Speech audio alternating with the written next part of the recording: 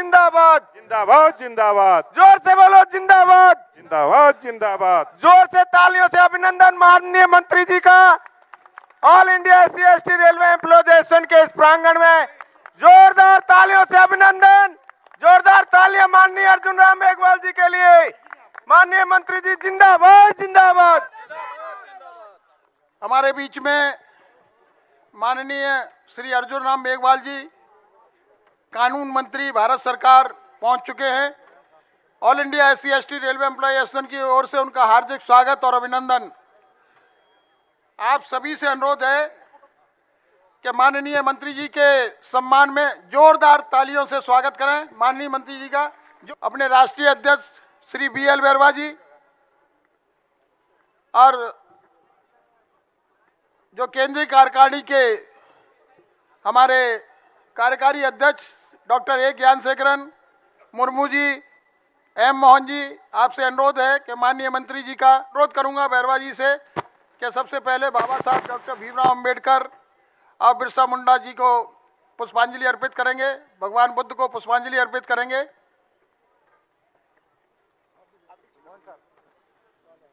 जब तक सूरज चांद रहेगा बाबा तेरा नाम रहेगा, जब तक सूरज चांद रहेगा बाबा तेरा नाम रहेगा। जय जय जय जय जय भीम। जय भीम जय भीम।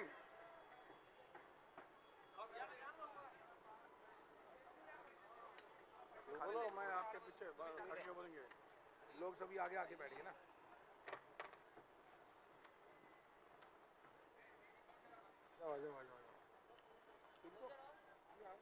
चार नारे लगाएंगे हम लोग। जब तक सूरज चांद रहेगा बाबा तेरा नाम रहेगा।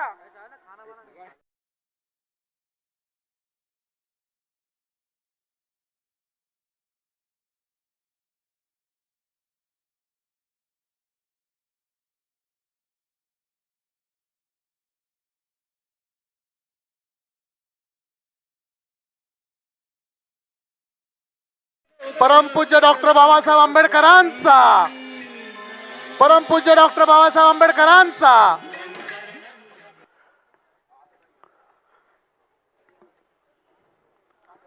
धरती आबा बिरसा मुंडा जी की। सम्मानित साथीगण, आप आए और माननीय कानून मंत्री जी श्री अर्जुन राम मेघवाल जी का शॉल भेंट करके अब भगवान बुद्ध की प्रतिमा दे करके सम्मानित करेंगे।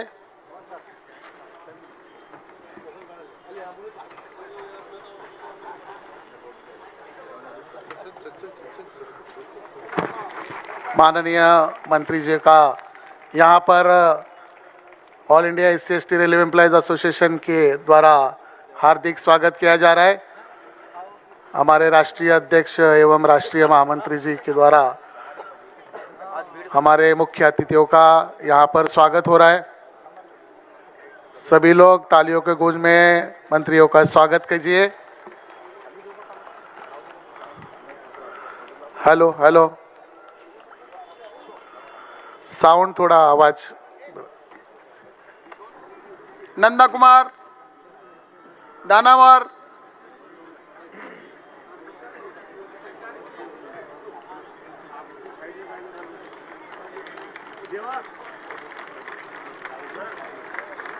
एडवोकेट साहब का भी फोटो देना चाहते हैं।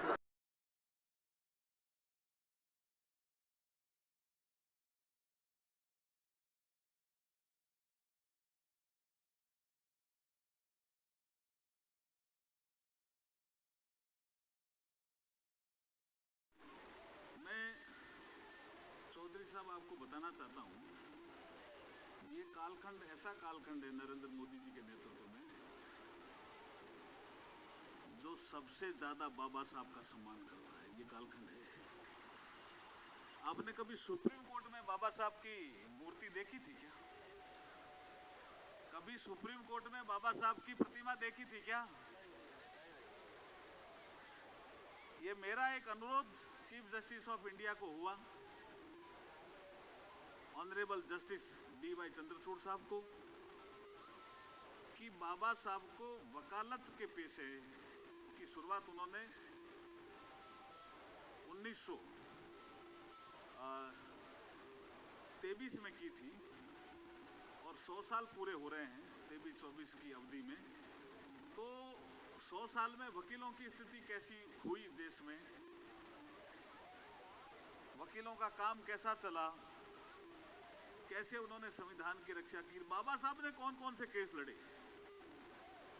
अगर बाबा साहब की एक मूर्ति जो सुप्रीम कोर्ट की प्रिंसिपल बेंच है, जिसमें honourable chief justice of India और 2 दूसरे जज परमानेंट ही बैठते हैं, उनको देखते हुए तो ये सुप्रीम कोर्ट की भी शोभा होगी और बाबा साहब की वकील के भेष में, वकील के वेशभूषा में कोई मूर्ति नहीं है देश में, तो एक बहुत बड़ा काम हो जाएगा।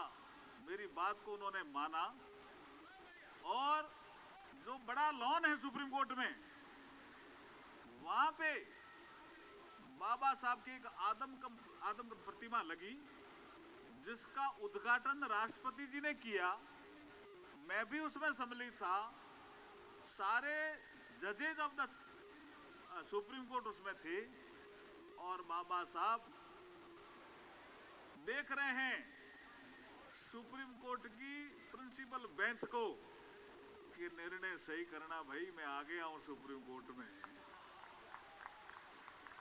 भाई इतना बड़ा काम हो गया केपी चौधरी जी, इसकी भी तो तारीफ करो ना भाई। बाबा साहब अंबेडकर। दूसरा एक काम, उन्होंने चूंकि प्रतिमा का विषय उठाया इसलिए कहना पड़ रहा है। मैं जैसलमेर हाउस में कानून मंत्री बनने के बाद गया तो एक लेडी जस्टिस का फोटो मैंने देखा। मैंने कहा साहब ये प्रतिमा कब आई और ये हमारी कैसे कानून की देवी हो गई भाई, ये आई कहां से। अब इनकी जगह अगर प्रतिमा ही लगनी है तो बाबा साहब की क्यों नहीं लगे। जैसलमेर हाउस में मेरा एक विधि और न्याय मंत्रालय का डिपार्टमेंट ऑफ जस्टिस है, तो उनके secretary, joint secretary, additional secretary कहने लगे साहब ये तो बहुत पुरानी मूर्ति है। मैंने कहा भाई कितनी पुरानी हो तो क्या हुआ, कानून अंधा कैसे हो सकता है। मैंने कहा फिल्में भी बन गई इस पे, ये ठीक नहीं है ना। जजेज भी संविधान देख करके फैसला करते हैं या आईपीसी, सीआरपीसी या सीपीसी देख करके फैसला करते हैं या कोई कानून देख करके फैसला करते हैं। एडवोकेट भी आर्ग्यूमेंट करते हैं तो पढ़ करके ही करते हैं, अंधा कैसे हो सकता है। और कई बार कानून में अगर नहीं लिखा हुआ है तो भी कई बार जस्टिस अपना विजडम से भी फैसले करते हैं। कई फैसले मैंने बताए, लंबी चर्चा हुई हमारे मंत्रालय में और आपको जान करके प्रसन्नता होगी कि जैसलमेर हाउस में कभी जाना, मैन जगह है वो जैसलमेर हाउस, जाना कभी, वहां पे जो लेडी जस्टिस की मूर्ति लगी हुई थी उसकी जगह अब बाबा साहब की मूर्ति लगी हुई है और लाइटिंग से बाबा साहब चमक रहे हैं। बाबा साहब अंबेडकर, बाबा साहब अंबेडकर। इसलिए ये जो कालखंड है ये शानदार कालखंड है। अब ये इसको संविधान दिवस का भी विषय बता देता हूँ। केपी चौधरी जी का एक LIC का फंक्शन था, उसमें मैंने बहुत डिटेल में बताया था, इतना डिटेल का आज समय नहीं है। लेकिन 2015 से पहले कब संविधान दिवस था भाई बताओ। इस देश में एक कानून दिवस के रूप में इसको लोग मनाते थे। एक छोटा सा कार्यक्रम सुप्रीम कोर्ट में होता था, उसके अलावा कभी किसी हाई कोर्ट में हो गया तो हो गया, नहीं तो कौन, जनता कहाँ जुड़ी थी। 2015 डेट आप लिख लो, 19 नवंबर 2015 को सामाजिक न्याय और अधिकारिता मंत्रालय भारत सरकार ने एक आदेश जारी किया कि बाबा साहब अंबेडकर की 125वीं जयंती है, ये वर्ष बाबा साहब की जयंती का वर्ष है, 125वीं जयंती का। और इसलिए नरेंद्र मोदी जी के नेतृत्व में जो सरकार चल रही है उसने निर्णय लिया कि आगे से प्रतिवर्ष 26 नवंबर संविधान दिवस के रूप में मनाया जाएगा। ये कितना बड़ा निर्णय लिया भाई। बाबा साहब अंबेडकर, बाबा साहब अंबेडकर। तो ये सब काम हो रहे हैं। अभी आपके all India schedule caste and schedule tribe railway employees association के 2-3 मुद्दे आए। कल मैंने रेल मंत्री जी से रात को चर्चा की थी किसी कारण से। मैंने कहा आप जा रहे हो ना, कितने बजे जा रहे हो? और मैंने कहा थोड़ा समय आपके पास आधे घंटे का है, तो जितना भी हो सको, कार्यक्रम बहुत बड़ा है, आप समय देना। तो अभी बैरवा जी और अशोक जी मुझे बता रहे थे कि वो आने पे पहले तो उन्होंने शायद इतना ही समय दिया था, आधे घंटे का ही, लेकिन जब आपकी जो ये सम्मेलन का रूपरेखा देखी, इसकी भव्यता देखी, तो वो यहाँ से गदगद कर होके गए। और मुझे भी उन्होंने कहा कि बहुत ही अच्छा राष्ट्रीय अधिवेशन, सफल अधिवेशन है। तो हाँ, बैरवा साहब, अशोक जी के लिए तो जोरदार ताली बजाइए।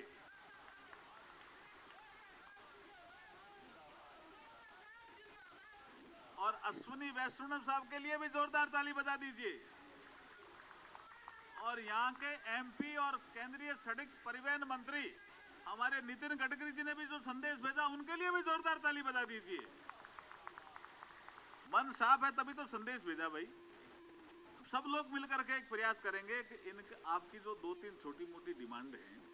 मेरे घर पे जब चेयरमैन रेलवे बोर्ड का कार्यक्रम था, तब भी हम खाना खा रहे थे, तो आप साथ ही बैठे थे और आप भी साथ थे। रेल मंत्री जी ने हाँ की है, और मैं आपको इस मंच से विश्वास दिलाता हूं कि आपके 1-2 काम तो जल्दी ही मैं पूरे करवा करके ही दम लूंगा।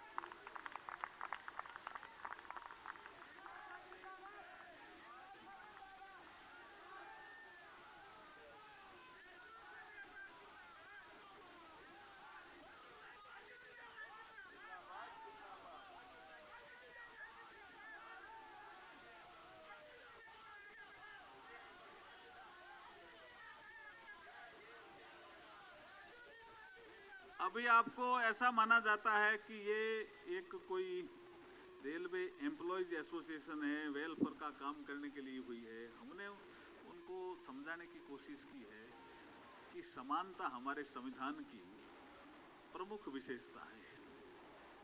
तो एक कोई यूनियन का, एसोसिएशन का आदमी जब जाए किसी सम्मेलन में तो छुट्टी मिलती है, और SC/ST का नहीं जाए और जावे वहां तो छुट्टी नहीं मिले, ये समानता नहीं है ना। इसको समानता में बदलो, ये विषय हमने रखा है। और संविधान की मूल भावना में लिबर्टी, इक्वलिटी एंड फ्रेटर्निटी, ये 3 पिलर हैं हमारे संविधान के। और इसी पिलर के आधार पे जो संविधान खड़ा हुआ है, जिसमें वैल्यूज, आज देखिए आसपास हमारे साथ कई देश हमारे साथ ही आजाद हुए। पाकिस्तान हमारे तो साथ ही आजाद हुआ ना। क्या स्थिति है पाकिस्तान, सबको पता है। श्रीलंका में क्या स्थिति है, बांग्लादेश में क्या स्थिति है, नेपाल में क्या स्थिति है। और हमारे देश में शांति है और हम आगे बढ़ रहे हैं, उसका एक ही कारण है, भारतीय संविधान जो बाबा साहब ने दिया, बाबा साहब अम्बेडकर। तो कल संविधान दिवस के अवसर पर आप प्रस्तावना को भी पढ़ना, कोई न कोई अतिथि जो भी आए उसके, आज भी पढ़िए, कल भी पढ़ना। अब क्या है, मैंने अभी प्लेन में बैठे बैठे एक गीत लिखा है। मैं गीतकार भी हूं और साथ में संगीतकार भी हूं, ये ध्यान रखो, और मैं लेखक भी हूं। मैं सांसद बीकानेर से हूं, वो विषय है ही ध्यान में आपके। मैं राजस्थान स्टेट में IAS रहा, ये विषय भी आपके ध्यान में है। और जो आपके इशूज हैं उनको लेकर के कई बार बैठकें होती है, उनमें जब मैं आर्गूमेंट करता हूं तो बैरवा जी, रसोई जी को पता है कि उन तर्कों में भी दम होता है, क्योंकि हम बाबा साहब के शिष्य हैं। तो ये अब एक गीत बाबा साहब को समर्पित, क्योंकि आपकी ये सांस्कृतिक संध्या है, जो यहाँ सांस्कृतिक संध्या करने वाले आए हैं उनके लिए भी एक अच्छा मौका लगेगा कि ये बाबा साहब के लिए गीत। और लिखा मैंने अभी प्लेन में ही है जी, ध्यान रखना। ये कोई विषय जब उनको पता चला कि सांस्कृतिक संध्या है, तो मैंने इसको लिखा है। बाबा ने, ये महू में आए, ध्यान है ना आपको। बाबा ने मऊ में आकर के हम सबको दिशा दिखाई है। दिखाई कि नहीं दिखाई, बताओ भाई, जोरदार ताली बजाओ भाई। इसके लिए क्या कर रहे हो आप। बाबा ने महू में आकर के हम सबको दिशा दिखाई है। हम पढ़े थे सोच और चिंतन में पढ़े थे ना भाई, बाबा आने से पहले हम पढ़े थे। सोच और चिंतन में आगे हमें कैसे बढ़ना है, आगे हमें कैसे बढ़ना है। बाबा ने संविधान बना करके, बाबा ने संविधान बना करके हमें अधिकार दिलाए हैं। बाबा ने संविधान बना करके हमें अधिकार दिलाए हैं। दिलाए ना, नहीं दिलाए भाई। आज हम जो सम्मेलन कर रहे हैं, बाबा साहब ने 14 से लेकर 18 तक जो समानता का अधिकार है, उसमें कहा आगे से कोई भेदभाव नहीं होगा। आर्टिकल 17 के द्वारा उन्होंने कहा आगे से इस देश में कोई अनटचेबिलिटी नहीं होगी। ये अधिकार है कि नहीं भाई, बताओ मेरे को। व्यक्ति की गरिमा, एकता, अखंडता, ये सब अधिकार बाबा ने दिलाए हमें। इसलिए बाबा साहब अंबेडकर संविधान को अंगीकार होने के 75 वर्ष हुए हैं पूरे, 75 वर्ष हुए हैं पूरे। अगर कोई दुविधा आई तो, अगर कोई दुविधा आई तो संविधान दिशा दिखाएगा। अगर कोई दुविधा आई तो संविधान दिशा दिखाएगा। बाबा ने मऊ में आकर के, बाबा ने मऊ में आकर के हम सबको दिशा दिखाई है। दिखाई नहीं दिखाई भाई, बताओ ना सर। बाबा साहब अंबेडकर। अब आगे संकल्प करना पड़ेगा भाई। हम सभी संकल्प करते हैं कि संविधान की रक्षा हमें करनी, संविधान की रक्षा हमें करनी। करोगे ना भाई। हम सभी संकल्प करते हैं संविधान की रक्षा हमें करनी, संविधान की रक्षा हमें करनी। बाबा ने जो रास्ता दिखाया है, बाबा ने जो रास्ता दिखाया है, आगे हमें उसी से बढ़ना है। बाबा ने जो रास्ता दिखाया है, आगे हमें उसी से बढ़ना है। बाबा ने मऊ में आकर के हम सबको दिशा दिखाई है, वो हम सबको दिशा दिखाई है। हम बाबा के ऋणी हैं भाई, हम सब बाबा के ऋणी हैं भाई। बाबा साहब अंबेडकर, बाबा साहब अंबेडकर। उनका एक बहुत फेमस कोट है, विषय तो कई तरह के हैं, लेकिन एक ये बहुत फेमस कोट है कि एक बार दो पत्रकारों ने ये तय किया कि भारतीय स्वतंत्रता संग्राम के दौरान जो नेता उभर करके जो सामने आए हैं, उनका पता लगाते हैं, उनका एक इंटरव्यू लेते हैं, वो क्या करते हैं, कैसे वो भारतीय समाज में इतने पॉपुलर हो गए। तो उन्होंने 3 नेताओं को सेलेक्ट किया उस समय। एक महात्मा गांधी, एक मोहम्मद अली जिन्ना और एक बाबा साहब अंबेडकर। ये 3 नेताओं को उन्होंने सेलेक्ट किया और उन्होंने टाइम भी लिया कि हम पर्टिकुलर दिन आएंगे, समय भी दिया। लेकिन उनकी कोई फ्लाइट लेट हो गई तो वो सब तीनों उस दिन दिल्ली में थे, तीनों, ये ध्यान रखना। और वो दोनों पत्रकार सबसे पहले महात्मा गांधी जी के यहाँ गए। तो उन्होंने कहा साहब महात्मा गांधी तो सो गए हैं, बापू तो सो गए हैं, आपको अब कल ही मिलेंगे। तो उनको भी लगा कि भाई हम फ्लाइट हमारी लेट हो गई इसलिए इतनी गलती, लेकिन समय कोई ज्यादा हुआ नहीं था, लेकिन उनका अब सो गए। महात्मा गांधी जी तो सो गए भी, अब आपको कल ही मिलेंगे। तो वो उन्होंने कहा चलो मोहम्मद अली जिन्ना को ट्राई करते हैं। जब वो जिन्ना साहब जहां ठहरे हुए थे वहां गए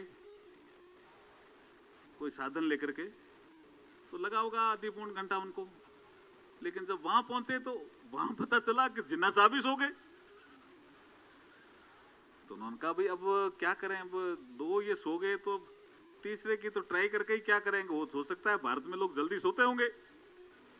लेकिन एक के मन में ऐसा आया कि डॉक्टर अंबेडकर को ट्राई तो कर लेते हैं, जब दो की ट्राई की है तो एक डॉक्टर अंबेडकर के भी ट्राई करके देख लेते हैं। तो बाबा साहब जहां ठहरे हुए थे वहां वो पहुंचते हैं अपने साधन से। तो रात की करीब उस समय 12 बज जाती है, 12:01-2 होते हैं। उस समय कोई ऐसे टेलीफोन बहुत ज्यादा थे नहीं, मोबाइल का तो खैर कोई कल्पना ही नहीं थी, तो मैसेज कर नहीं पाए। और बाबा साहब को लगा कि भी ये विदेशी पत्रकार हैं, आज का टाइम दिया है तो आज वो आने चाहिए, और विदेशी लोग तो लेट तो नहीं करते और कैंसिल करते हैं तो तार देते हैं। उस समय तार का सिस्टम था, तो उनका तार भी नहीं आया। तो बाबा साहब उस चिंता में थे, लेकिन पढ़ रहे थे तो समय 12 हो गए। इतने में वो घंटी बजाते हैं और बाबा साहब खुद ही उन्होंने लिखा है जी, विदेशी पत्रकारों ने, ये मैं कोई ऐसे ही नहीं बोल रहा हूं, उन्होंने लिखा है अपनी जीवनी में, अपनी डायरी में, अपनी पुस्तक में भी लिखा है कि बाबा साहब खुद ही बाहर आते हैं, टाई वाई लगे हुए, सूट पहने हुए, एकदम तैयार, जैसे सुबह का समय होता है ऐसे। तो जैसे ही बाहर आए और उन्होंने कहा आर यू डॉक्टर अंबेडकर? बोला yes yes I am doctor BR Ambedkar, welcome in my house. तो अंदर ले गए। तो उन्होंने कहा हम पूछना तो कुछ और चाह रहे थे, लेकिन पहला हमारा एक क्वेश्चन है आपसे। बोला क्या? हमने आज 3 लोगों से टाइम लिया था और बहुत सेलेक्टिव करके, भाई ये तीनों बहुत महत्वपूर्ण हैं अपने अपने क्षेत्र में, और स्वतंत्र संग्राम का जो आंदोलन चल रहा है भारत का, उसमें इनका रोल भी है। एक महात्मा गांधी, एक मिस्टर जिन्ना और एक आपका डॉक्टर अंबेडकर। ये हमने, हमारे मीडिया ने इसको सेलेक्ट किया था। तो हम आज आए तो वो दोनों जो बड़े लोग हैं वो हमें आज पता चला वो सो गए, और कोई ज्यादा टाइम नहीं हुआ था, हमारे आने जाने में समय लगा, हमारी फ्लाइट थोड़ी लेट हो गई। तो उन्होंने कहा कि क्या पूछना चाहते हो? कि हम आपको ये पूछना चाह रहे हैं कि वो दो तो हमें सोते हुए मिले और आप जाग रहे हो, what is the reason behind it? इसका कारण क्या है? तो जो बाबा साहब, ये कोई क्वेश्चन उनको पहले नहीं दिया था कि इसका कोई आपको जवाब देना है। ये जो बाबा साहब को एकदम जो जवाब उपजा, वो उनकी बौद्धिक क्षमता के कारण उपजा था, और उनकी बौद्धिक क्षमता बहुत शानदार थी बाबा साहब की। बाबा साहब ने तुरंत ही, अंदर कोई प्रोसेसिंग हुई होगी माइंड में, माइंड बहुत शार्प था बाबा साहब का। उन्होंने कहा सुनिए, वो दोनों इसलिए सो रहे हैं कि उनका समाज जाग रहा है, और मैं इसलिए जाग रहा हूं कि मेरा समाज सो रहा है। अरे मैं सोचता हूं क्या शानदार रिप्लाई रही होगी बाबा साहब की, कि वो इतने गदगद हुए कि रात को 2 बजे तक बाबा साहब का इंटरव्यू लेते रहे। बाबा साहब अंबेडकर, बाबा साहब अंबेडकर। इसलिए मेरे मन में यह आया कि ये भाव बहुत महत्वपूर्ण है। बाबा ने महू में आकर के हम सबको दिशा दिखाई है। बाबा ने मऊ में आकर के हम सबको दिशा दिखाई है, और दिशा दिखाई सब, ऐसी दिशा दिखाई, पूरे देश को दिखाई, हम सबको भी दिखाई। देखिए एक वाक्य और मैं आपको कहना चाहता हूं, कई बार वो कई लोगों के ध्यान में नहीं रहता है, लेकिन मैं अभी समय है थोड़ा 5-7 मिनट का तो कह देता हूं। बाबा साहब को बॉम्बे से संविधान सभा में जाना था, लेकिन बॉम्बे से संविधान सभा में नहीं जा सके। कुछ लोगों ने कुछ और ढंग से लिखा है इसको, लेकिन मैंने जो अध्ययन किया है, मैं बाद में, हम किशोर बकमाना जी हम एक किताब लिख रहे हैं, उसमें शायद कुछ आपको नए तथ्य देंगे जो वाकई हमें पता चल गए तथ्य क्या थे। तो जोगेंद्र नाथ मंडल ने बाबा साहब को वहां चिट्ठी लिख करके बंगाल बुलाया कि आप इधर आ जाइए, अगर आप संविधान सभा में नहीं होंगे, संविधान दिवस ही है कल, इसलिए ये विषय भी बहुत महत्वपूर्ण है, तो हमारे हितों की रक्षा कौन करेगा? हम आपको संविधान सभा में भेज देंगे, हमारे पास 4-5 वोट है। उन्होंने वहां बुलाया, बाबा साहब चुनाव जीत गए, संविधान सभा में आ गए। संविधान सभा में आने के बाद बाबा साहब का एक जो 13 दिसंबर 1946 का भाषण है, वो बहुत शानदार भाषण है, उसके विषय में कभी आगे चर्चा करेंगे। लेकिन नेहरू जी का संविधान के उद्देश्यों को लेकर के एक प्रस्ताव आता है, उसमें कोई संशोधन का प्रस्ताव नहीं देता, लेकिन एक एमआर जयकर पूना से वकील थे, वो संशोधन पेश करते हैं।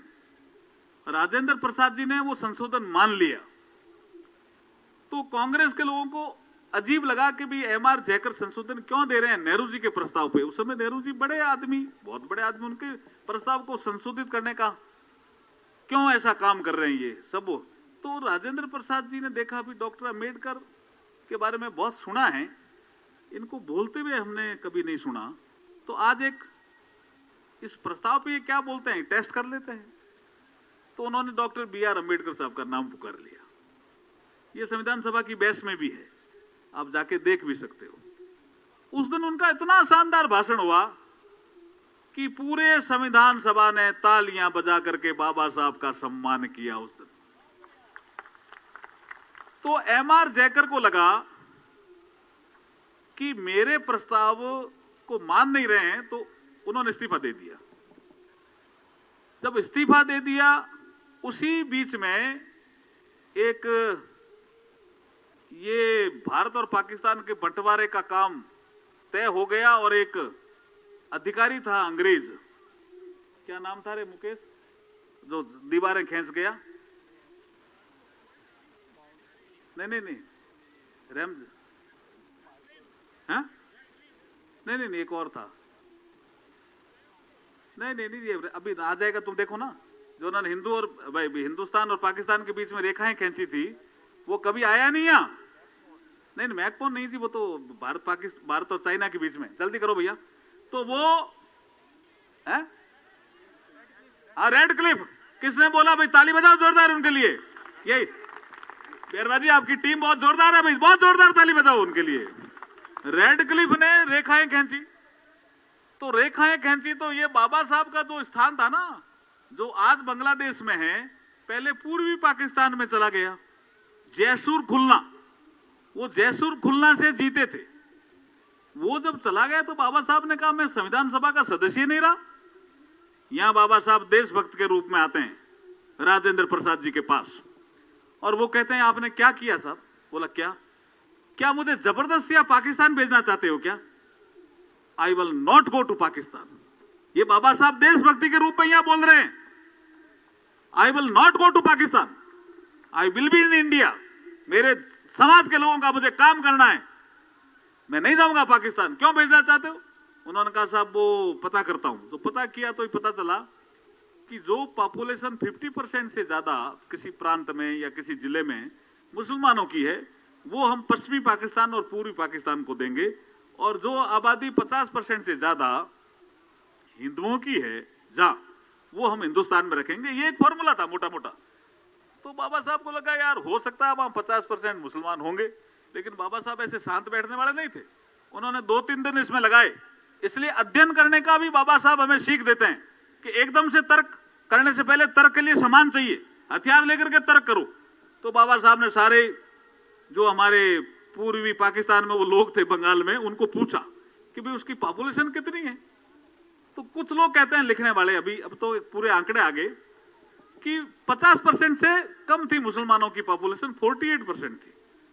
तो उनको लगा भाई 48 है तो फिर ये 48 वाले तो हिंदुस्तान में रह गए हैं, ये पाकिस्तान में क्यों किया? तो बाबा साहब दोबारा आते हैं, कहां? संविधान सभा में राजेंद्र प्रसाद जी के पास। और वो दूसरे तीसरे दिन भी एमआर जयकर साहब बैठे रहते हैं। ये लिखने वालों ने ये चीजें लिखी नहीं ढंग से, वो सुनते हैं बाबा साहब को। पहले उन्होंने अपने प्रस्ताव पे सुना, तो उन्होंने कहा सबसे शानदार यही बोले हैं उसके बाद उन्होंने कहा भी मेरा इस्तीफा ले लो, क्योंकि मेरे प्रस्ताव का इतना विरोध किया कांग्रेस के लोगों ने। ऐसा मैंने क्या कर दिया?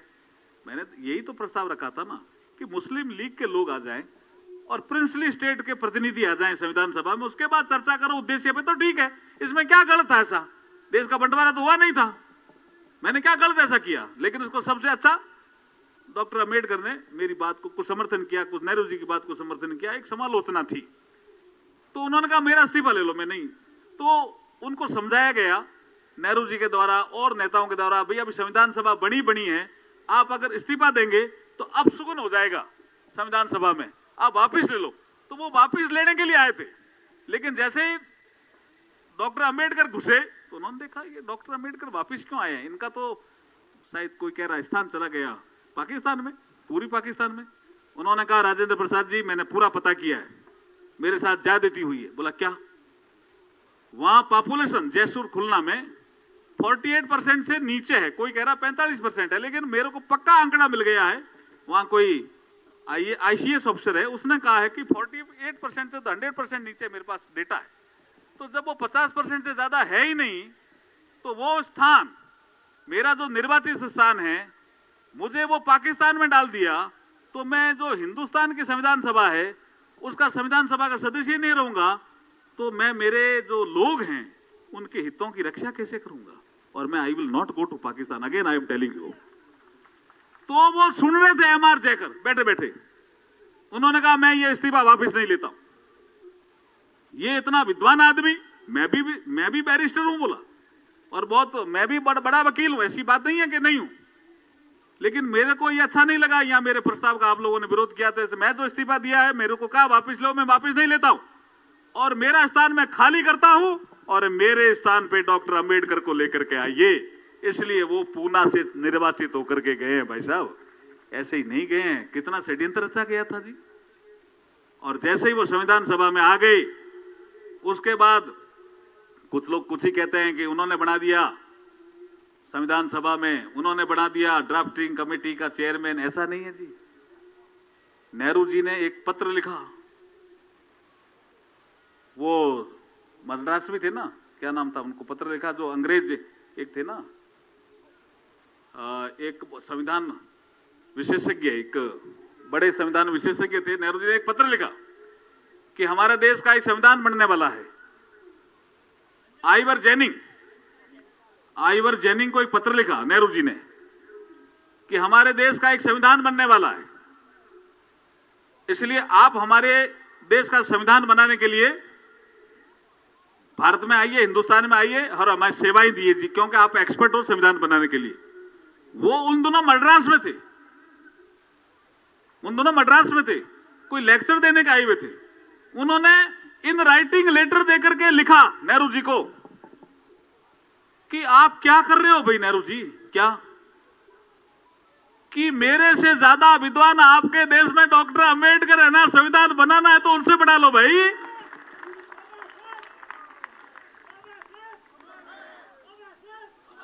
बाबा साहब अम्बेडकर, बाबा साहब अम्बेडकर। फिर उसके बाद नानक चंद्र रत्तू लिखते हैं कि इसका प्रस्ताव आया। फिर कुछ लोग कवर अप करते हैं कि शायद गांधी जी ने कहा, ये नहीं कहा, वो आइवर जेनिंग्स का ही विषय भाई, वो कंफर्म कर लेना कुछ लोग भाई। मुकेश अपन भी कंफर्म करके इनको दो, ये विषय बहुत इंपॉर्टेंट अभी निकल गया।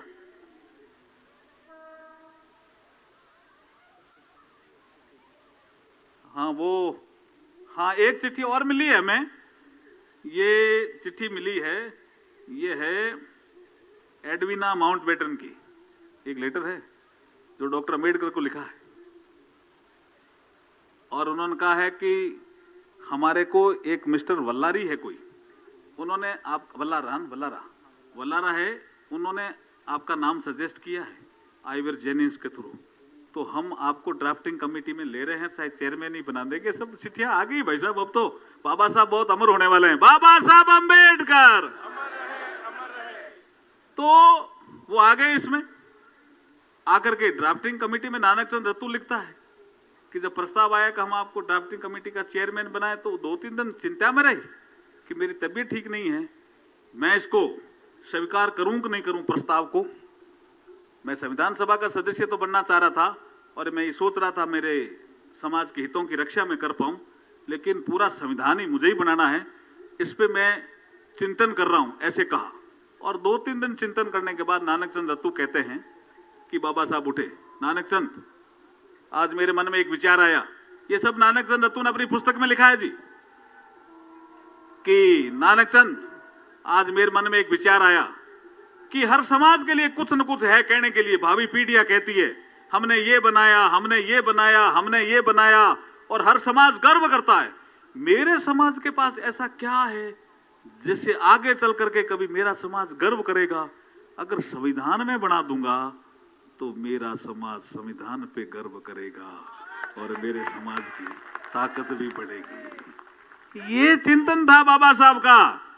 इस कारण से बाबा साहब अमर है और ये नानक चंद रत्तू ने अपनी पुस्तक में लिखा है, आप पढ़ लेना, नहीं कहीं होगी। इसलिए बाबा ने महू में आ करके हम सबको दिशा दिखाई है। बाबा ने, ये टैगलाइन है भाई आपके आज की सांस्कृतिक संध्या की, ठीक है ना? बाबा ने महू में आ करके हम सबको दिशा दिखाई है, वो सबको दिशा दिखाई है। बाबा साहब अंबेडकर, बाबा साहब अंबेडकर। बहुत ही शानदार आपका कार्यक्रम, और जैसे जैसे मेरा भाषण आगे बढ़ रहा है संख्या भी बढ़ रही है। आप सबको बधाई और शुभकामनाएं। संविधान दिवस कल है, उसकी बहुत बहुत बधाई। आज संविधान सभा की आखिरी बैठक थी 25 नवंबर 1949 को, और उसमें बाबा साहब का एक शानदार भाषण है कि 26 जनवरी 1950 को हमें राजनीतिक समानता तो मिल जाएगी,